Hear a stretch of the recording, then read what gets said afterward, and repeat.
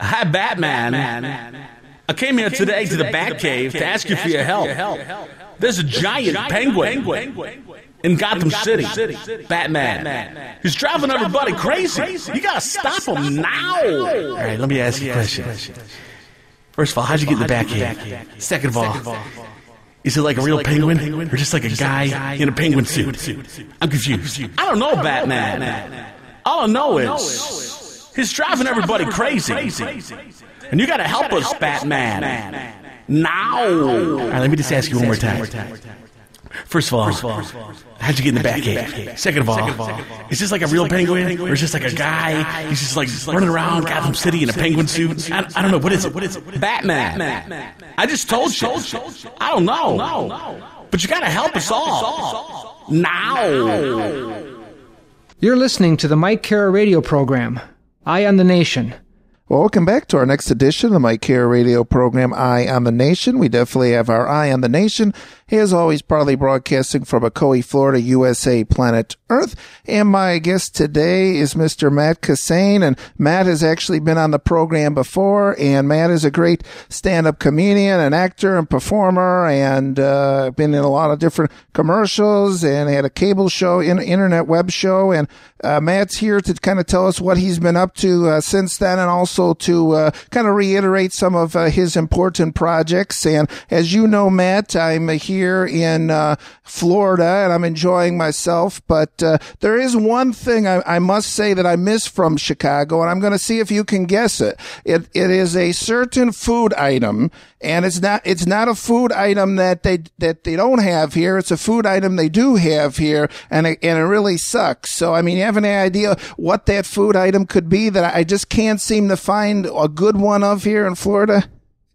That wouldn't happen to be pizza. Yeah, it would. Yeah, it is, but no, I shouldn't, bash Florida pizza too much. They try like anything else, but yeah, it's good. So first of all, Matt, before we get started, how's the weather in the Chicagoland area today? It was pretty brutal summer, Mike. We got killed with 95-degree weather for 6 weeks nonstop. Had several over 100-day. It was like just insane. I mean, Tom Skilling was losing his mind. Right. Yeah. Okay, Matt, and so tell us a little bit about some of the projects that you've been working on. I've been paying attention a lot to your Facebook, and it looks like you've got a lot of different things going on then. Yeah, I've been keeping busy. We probably talked about 2 years ago, and my internet show. We just wrapped up our third season live from Chicago. It's Matt Kissane, and there are plans to go back into and do a fourth season. I think we're gonna wait a little longer to do it this time. We're probably not going to start till after the first of the year to do another season. But that was always a lot of fun, going around town and with the camera and a microphone interviewing people, and then that's one thing that I want to start doing again, because I miss doing that show. And one thing we saw, Matt, recently I had watched it, and now it was something. It's an internet web series, and it was called At the Coffee Shop. Was that right, or something like that? Yeah, I should preface by saying that is definitely an adult-themed show. Right, it is. I checked it out, to be honest. It's Sopranos meet Seinfeld. It's I don't know. I don't know how he did it, but Vito Brancato, who's the creator of the show and the director and writes most of the scripts, he's an old friend. I've known Vito for over 20 years, and Vito had a cable access show back in the early 90s called it was called On the Edge with Razor. Then it was called Razor Tales. And it was a comedy show, and it was very, very well done. Vito is a perfectionist when it comes to this stuff. He's always said, I don't care how many people watch my show, whether it's 2 people or 2,000 are watching it, I just want it to look good. And, so that show that I worked on with him over this past summer, where I played Mick the cop, that's, we shoot it with one camera, and he takes it very seriously. Right, yeah. So we encourage people to check that out. Again, there is some language in there, and that's great, Matt. That you've been able to do some of these, different things. Like, so what do you think of the idea of what web series? I mean, it seems pretty cool because we both had the television show, and it was kind of similar to our shows were similar, that we went out and about and everywhere. So, I mean, how do you like being in a web series? Not bad. It's nice. You don't have to worry about like telling people what day and time it's on and what channel, and do they have DirecTV, and then they call you back. Well, I have DirecTV, but DirecTV no longer carries that network, and then, well, you have to switch over to Comcast in order to see my show, and by the next thing you know, you spend 20 minutes trying to track down that show, and if it's on the internet, you go right to it. It's on 24/7. It's beautiful. Yeah, it really is. So Matt, there is one thing I see that you post once in every blue moon. It's not necessarily, I guess, something that you've done recently or since we talked, but it's kind of neat. It comes up now and then. Is a Cheap Trick documentary. And I don't think we talked about this the last time, but I think you had done it, and you actually went out and did this actual full-length documentary. And I know there's a lot of Cheap Trick fans out there. So tell us a little bit about this project. And you did this a few years ago, or? Oh yeah, that was done in 1998. Shot on location at the Star Plaza in Merrillville, Indiana. Cheap Trick had their second annual fan convention called Trick Fest, which the first one I was a big part of it. They did the very first one in 1995, and I was a very big part of that one. I was actually a hired hand for them for that one. For the second one, I wanted to capture it on videotape and just walk around. I had access to everything behind stage. I had access to the concerts. I was allowed to plug into their soundboard. So I mean, that was fantastic. There's actually several hours of footage that I shot. That's the one that's up on the internet on Vimeo. It's called Trick Fest 2. Matt Kissane, Trick Fest by Matt Kissane. If anybody wants to check it out, it's on Vimeo, or just Google my name, Matt Kissane Vimeo. Vimeo is a website like YouTube. It's just for more professional type stuff, where there's a lot of documentaries on there. Vimeo is more of a website like YouTube, but it's more for like professional video guys. I have a degree in video production work from University of Maryland and stuff. So, but yeah, that's where you could find that one. That's about 50 minutes long, and like I said, there's actually several hours of footage that I shot for that. But I just wanted to make it under an hour, so it's easy to watch. It's fun to watch, and if anybody out there is a Cheap Trick fan, I mean a diehard Cheap Trick fan. I don't know if you are, Mike, but I am. I have all the records. I know if you ask me about any one of the records, I could tell you who produced it, who mixed it, where it was recorded. I know everything about Cheap Trick, and I'm sort of a stalker. That was great shooting that. I mean, I had, like I said, that was full access. It was wonderful. Oh, fantastic. And now I have to ask, Matt, after that documentary, I mean, do you have any ideas or plans or any appeal? Does it appeal to you maybe do another documentary of something else? Or? Well, my web series is sort of like that, where when I go out, it's sort of like I do these little mini documentaries on the people that I meet. I find out a little bit about them, but doing full-length documentaries is a lot of work. It's a lot of production. It's a lot of editing, and it would be fun to do that on a full-time basis if I had time. Just have so many things going on between running a full-time event planning service and a full-time entertainment agency, and being the full-time agent booking all these acts, including myself, and then running around Chicago auditioning and getting cast in commercials and web series and all this other stuff. It's hard to do everything, but I would like to give it another shot. I've actually been talking to a guy who did a documentary and did research and found out about the Beatles. George Harrison first came to America in 1963, in October of 63, and he visited his sister, Louise Harrison. George visited his sister down in Benton, Illinois, and this guy produced a documentary called The Beetle in Benton, which is also on YouTube. That's about an hour-and-a-half documentary, and that's really a cool documentary, especially if you're a Beatle fan. If you're not a die-hard Beatle fan, you might get bored by it. But for a guy like me who needs to know every single thing about the Beatles, I mean, every possible little tidbit, it's wonderful, especially since, you and I are both Illinois, natives. Right. Even though it's way down south by southern Illinois, down by Carbondale, Benton is a tiny little town. And just a little extra thing there. John Malkovich is from Benton, Illinois. Not a lot of people know that, but I've been talking to him, and we've gone back and forth, and maybe do some kind of research and maybe do an updated version of the whole Benton story about George Harrison with him, and I would interview him. And he lives in Springfield. This guy's name is Robert Bartell, and he lives down in Springfield, and he has enough stuff, Beatle collectibles, everything from collectible records to toys, posters, furniture. He's got some of the furniture that George slept on. I want to go interview this guy. This is one of the guys that I would not mind doing a full-length documentary on, Mike. And his house in Springfield is like a Beatle museum in itself.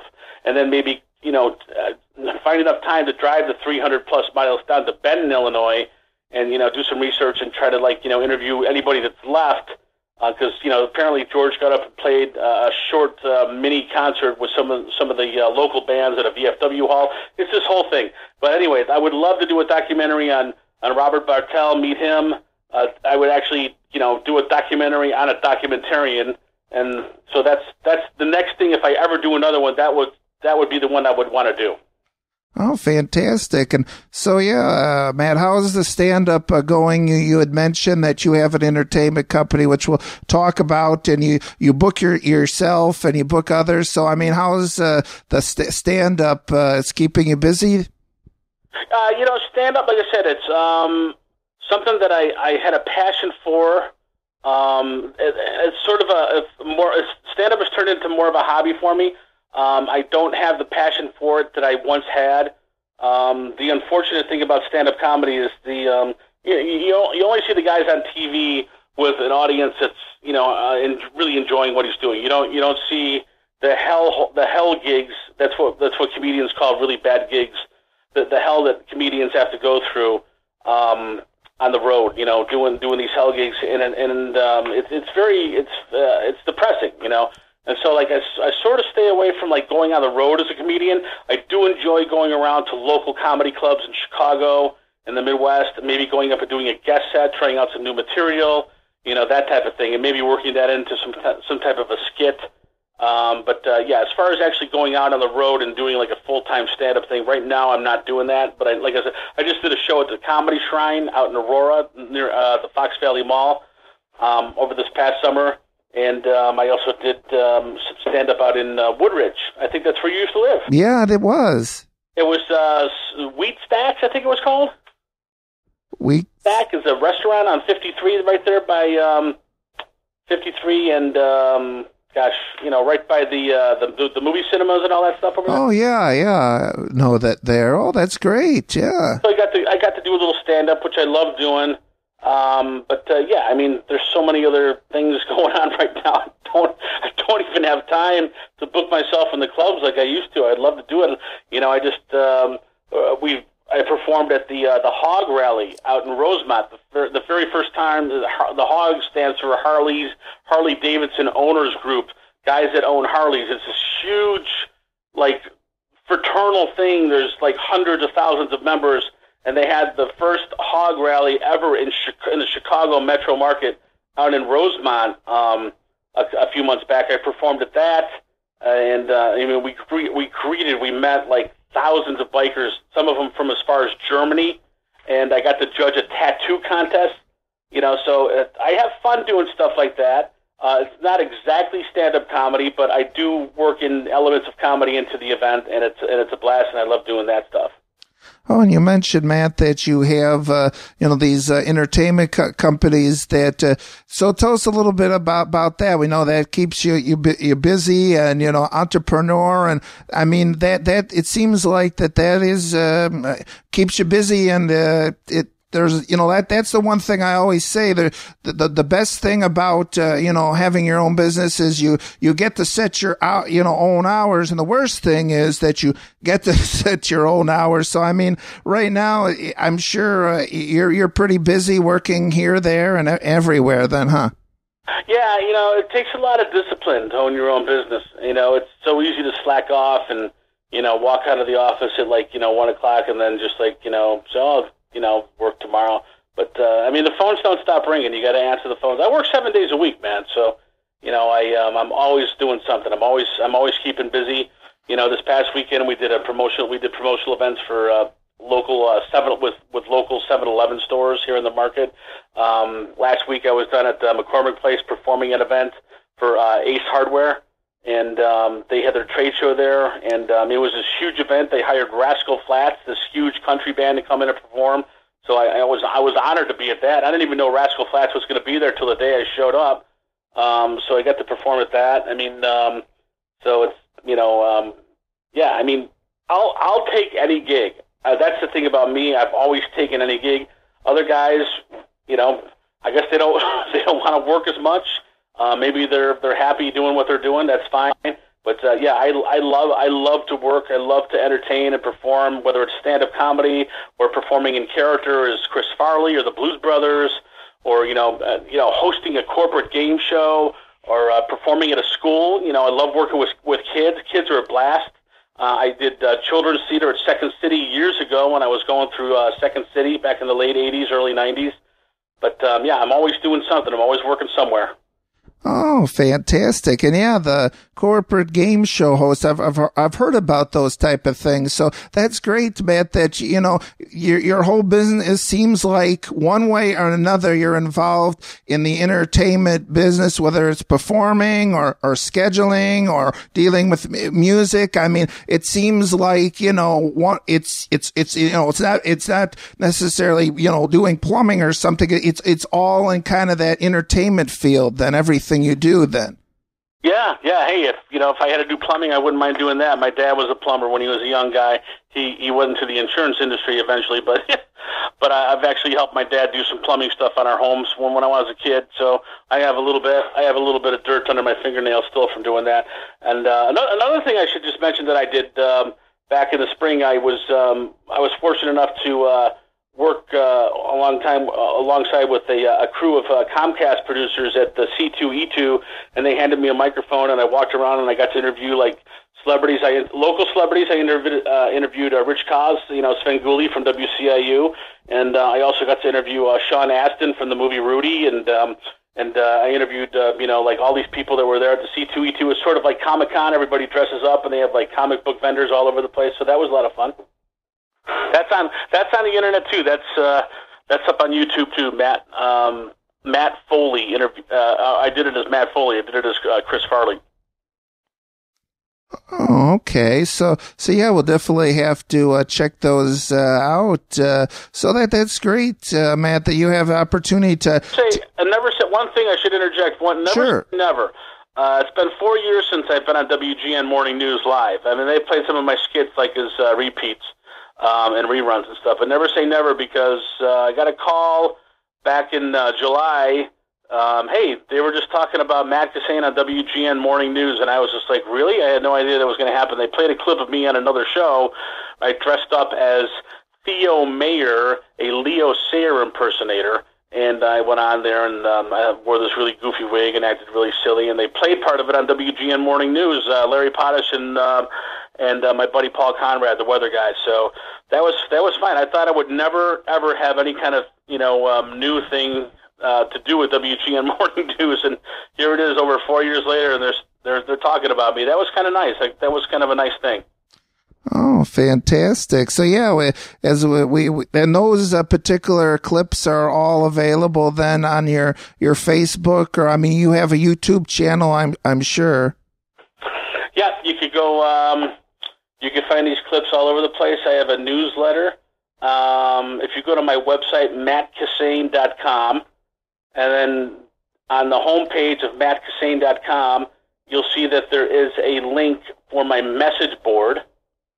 And if you go to my message board, click on that, you'll go to the general board, and then it's a Matt Kissane newsletter, summer 2012. It's the second thread on the message board, and it has all my updates, and it has links to everything. You can see the links of the show that I did for At the Coffee Shop with Vito Brancato, and you can see a picture of me as Theo Mayer, and then I did an appearance on another cable show, Mike, that you probably saw back when you were here in Chicago, called TV Hams. Yeah, I have.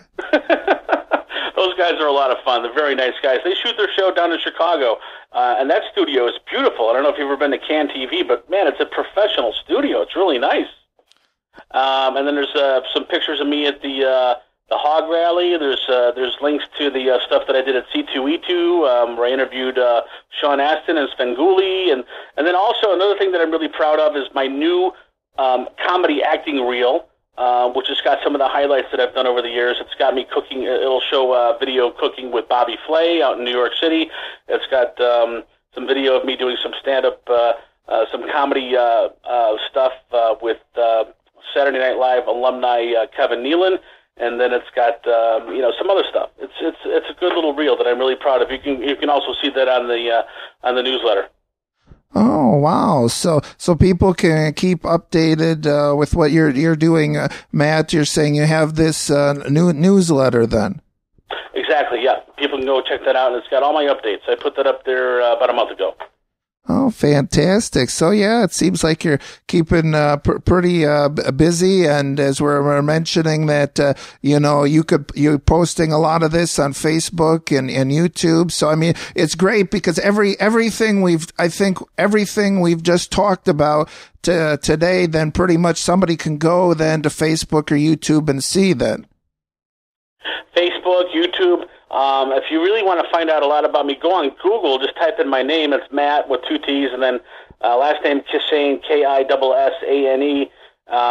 Click on the images, click on the videos, you click on the news. I was in Suburban Life News. Ran a story about my appearance on TV Hams this past Friday. I was in the paper Friday, Mike. Oh, we'll have to check that out. That's great. Okay, so yeah, it seems like you're pretty busy. And now, do you have do you still have your mattkissane.com or that website or? Yeah, that's my main website. You can see all my video links in there. That's got links to everything. If you go to mattkissane.com, you can find just about anything you need to know about Matt. My message board's on there, like I just said. I put a new thing up there. You can click on my new comedy acting reel. You can hear my impression of David Letterman. You can see my resume. You can see a bunch of TV commercials under the resume page. My MySpace page is on there, although nobody really goes on MySpace anymore. I still like MySpace. It links to my Facebook page, and it also links to my YouTube.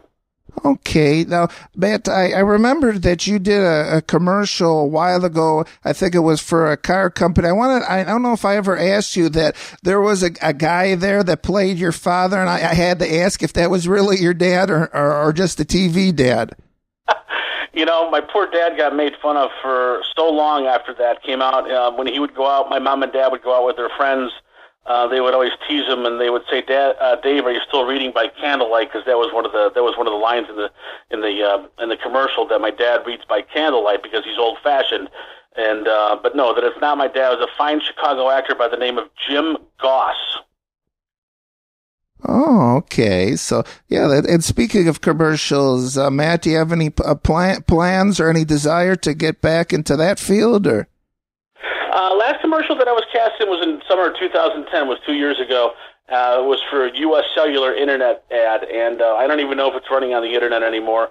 That's the last one I got cast in. I'm always auditioning for stuff, Mike. I just went out and auditioned for The Onion. That's another one of those wacky websites like Funny or Die, where they just they do comedy parodies. I auditioned for Allstate Insurance. I'm always going out for auditions.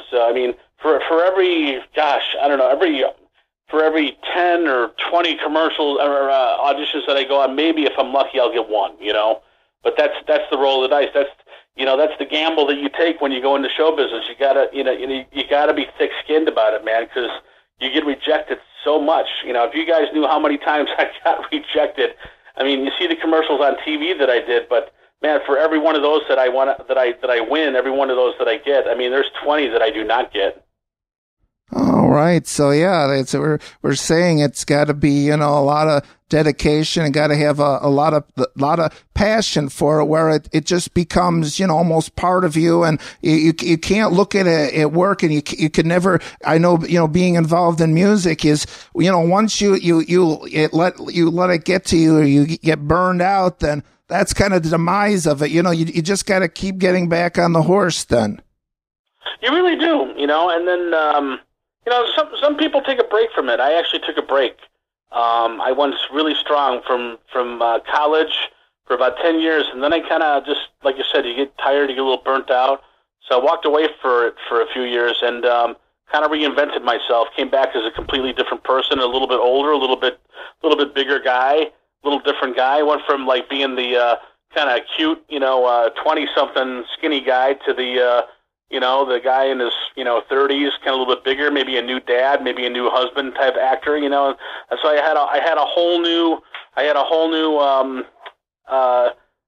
group of different types of commercials that I could go out for. I had I could audition for, like, instead of like, being some young guy hanging out with his buddies in a bar, I went out and I auditioned for like, the car commercial where I was making fun of my dad, or, I was in another commercial for the Rockford Airport, where I was sort of a guy in his early 40s with his family getting ready to take an airplane somewhere with his wife and his kids, So, yeah, I mean, once in a while you do kind of have to, even if you don't want to, you sort of have to go away for a little while, and then come back, and people will be like, hey, I remember that guy,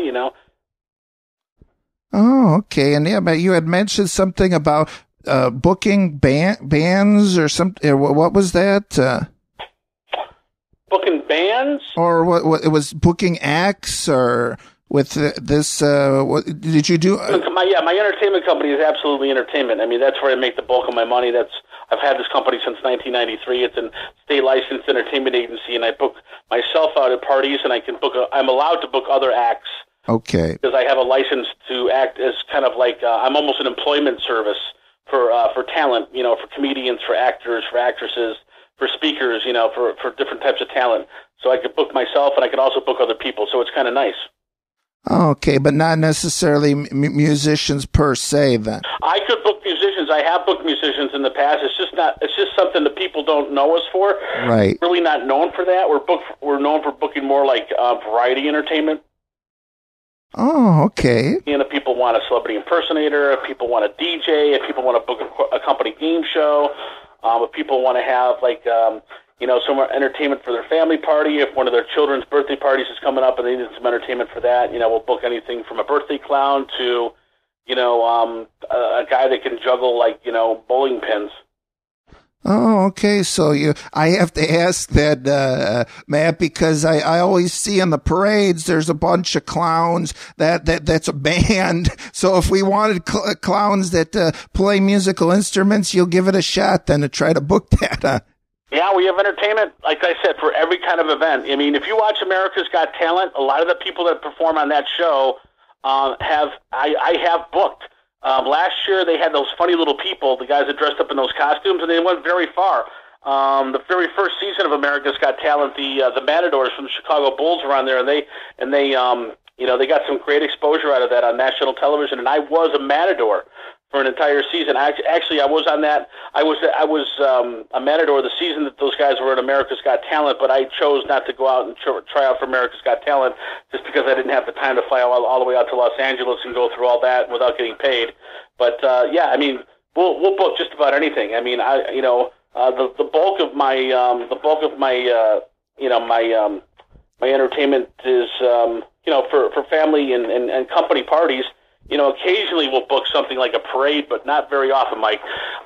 If somebody's having a party, somebody's having an event, a block party, a get-together, an anniversary, if somebody's having a trade show, if somebody's having a sales meeting and they want, like me to come in and show up as Chris Farley and burst into their sales meeting and do a funny speech, I could do that. I mean, we've booked just about everything you could possibly think of. Some of our clients in the past have been, exports. We've done stuff for the Michael Jordan Foundation. We did stuff for Walter Payton Charities. I mean, we've booked a ton of stuff. I mean, we're down at McCormick Place all the time.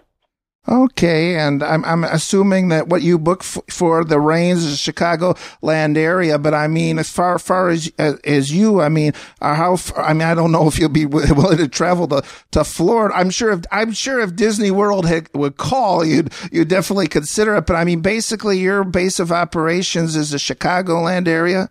Most of our stuff is in Chicago and the metro area. We every weekend we're in Indiana. Every weekend, we're up in Wisconsin. But I have flown all over the country performing. Back in 2008, I flew out to the MGM Grand Casino in Foxwood, Connecticut, and I performed with Julianne Hough from Dancing with the Stars. I performed in Las Vegas. I performed in San Antonio, Houston, Atlanta. I mean, I've been in Peoria. So I've performed all over the place. Yeah, I mean, as long as they're willing to, fly me out and put me up in a hotel and pay me, I'll go just about any place. If you want me to come down to perform in Florida, I'd be more than happy to do it. Okay, Matt, we appreciate your time. We'll check out the websites. And before we go, is there any final thoughts or any other plans, or just keep an eye on the website? Or well, my plan is to someday retire and open up a Chicago-style pizza restaurant right in your hometown in Florida, Mike. That's what I want to hear, Matt. That definitely sounds good. The funny story about Chicagoans that leave Chicago and move to a different part of the country, I have a really funny story. It just happened last week. My friends Bob and Heidi. Now, Bob is the lead editor for the Jerry Springer Show. And, he is a native Chicagoan, and you get spoiled. You have no idea how good the food is in Chicago till you leave and are gone for like years at a time. So Bob comes into town as often as possible, 2 or 3 times a year. And, it's the first thing he does when he hits Chicago is he goes right to Portillo's, he goes right to Giordano's. And so, what I want to do, and if you can get me some investors, Mike, is I want to open up Matt Kissane's Chicago-style restaurants in some of these places that have no Chicago-style food. And it's going to be, the best of the best. I'm going to have Chicago-style beef, Chicago-style sausage, Chicago-style deep pan pizza. None of this crap. None of this replica stuff like the national chains like Pizza, Hut. I don't know if I could make fun of Pizza Hut, but they try to make pan pizza, and it's just not the same. I want to have authentic food. I want to have authentic Chicago food, so people from Chicago that live in Phoenix or that live in Los Angeles that really miss their Chicago Italian beefs can get it right there. Oh, okay. That definitely sounds good, Matt. Okay, we encourage everyone to check out your websites and Facebook and YouTube. And if you can give your website one final time. Sure. My company website, if you want to book entertainment for any of your upcoming events, folks, is absolutely.entertainment.net. That's absolutely.entertainment.net. We're also on Facebook. My acting website, my Chicago acting and comedy website is just my name, Matt Kissane. That's MATTKISSANE,